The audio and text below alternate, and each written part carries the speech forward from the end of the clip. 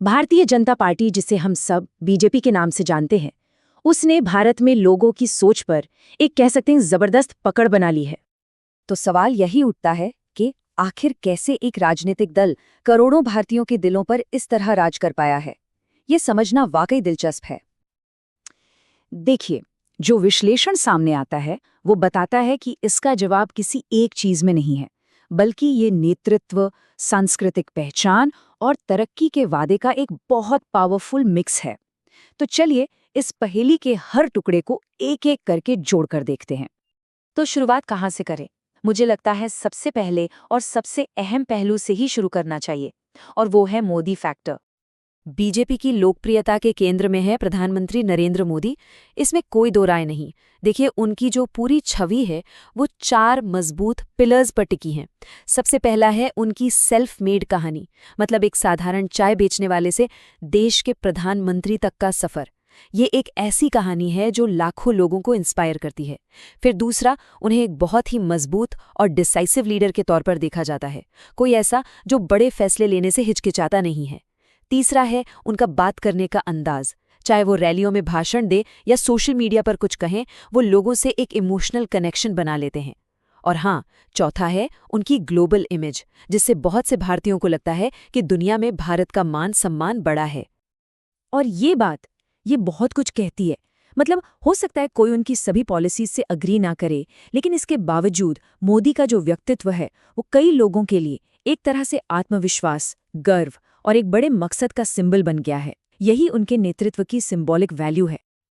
अच्छा, अब लीडरशिप से आगे बढ़कर दूसरे बड़े कारण पर आते हैं, और वो है गर्व और प्रगति का एक डबल मैसेज, एक दोहरा संदेश। बीजेपी की पूरी स्ट्रैटेजी आप देखिए 2 बहुत मजबूत खंभों पर खड़ी है। एक तरफ वो भारतीय संस्कृति और विरासत पर गर्व करने की बात करती है, गौरव को फिर से जगाने की, और दूसरी तरफ विकास के जरिए एक नए मॉडर्न इंडिया का वादा करती है। ये जो बैलेंस है ना, संस्कृति और विकास का, शायद यही उनकी अपील का सबसे बड़ा राज है। और जब हम सांस्कृतिक गौरव की बात करते हैं तो कुछ माइलस्टोन्स बहुत अहम हो जाते हैं। याद कीजिए 90 के दशक में राम जन्मभूमि आंदोलन, जिसने हिंदू राष्ट्रवाद को मेन स्ट्रीम में ला दिया। फिर 2019 में जम्मू कश्मीर से आर्टिकल 370 का हटना, उसे एक बहुत बड़ा कदम माना गया। और फिर हाल ही में 2024 में अयोध्या में राम मंदिर का उद्घाटन। इन सभी घटनाओं ने समर्थकों को इमोशनली पार्टी के साथ और भी गहराई से जोड़ दिया है। और देखिए, विकास का वादा सिर्फ कागजों पर ही नहीं रहा, जमीनी स्तर पर स्वच्छ भारत अभियान हो या उज्ज्वला योजना के तहत गांव-गांव पहुंचे gas cylinder, PM Awas Yojana के घर हों या फिर आयुष्मान भारत का हेल्थ इंश्योरेंस, इन सब योजनाओं ने करोड़ों लोगों की डे टू डे लाइफ को सीधे तौर पर टच किया है। और इसी से सरकार और जनता के बीच एक भरोसे का रिश्ता बनता है। तो क्या ये सब सिर्फ वादों और योजनाओं से ही हो जाता है? नहीं, इसके पीछे एक बहुत ही जबरदस्त, एक बेजोड़ मशीनरी काम करती है। बीजेपी की जो कम्युनिकेशन स्ट्रैटेजी है वो एक तरह की 3 टियर स्ट्रैटेजी है।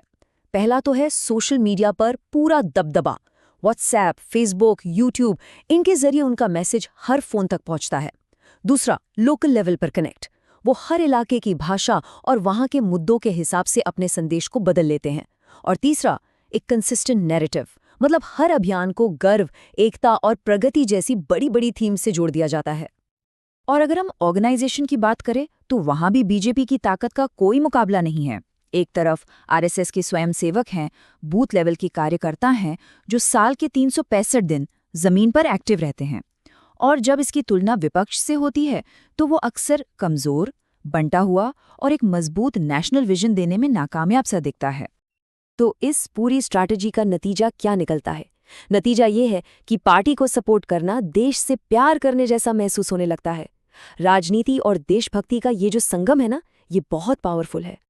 और आखिर में जब हम इन सभी चीज़ों को, लीडरशिप, कल्चर, डेवलपमेंट, ऑर्गेनाइजेशन, सबको एक साथ जोड़कर देखते हैं तो एक बड़ी तस्वीर सामने आती है। वो ये कि बीजेपी सिर्फ एक पार्टी नहीं है, ये एक आंदोलन की तरह काम करती है। हाँ, ये भी सच है कि हर कहानी के 2 पहलू होते हैं। जहां सपोर्टर्स इसे सांस्कृतिक गौरव, विकास और एक मजबूत राष्ट्र का प्रतीक मानते हैं, वहीं दूसरी तरफ क्रिटिक्स का मानना है कि धर्म पर जरूरत से ज्यादा जोर समाज को बांट रहा है।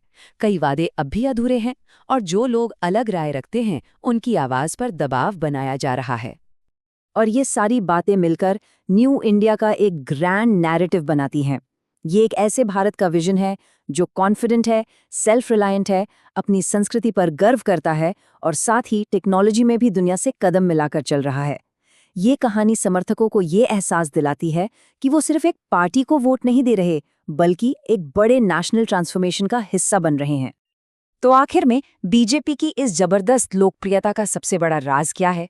शायद यही कि पार्टी ने राजनीति को एक इमोशनल अलायंस में तब्दील कर दिया है। ये अब सिर्फ वोटों का गणित नहीं रहा, बल्कि पहचान, विश्वास और सपनों पर बना एक बहुत गहरा रिश्ता बन चुका है।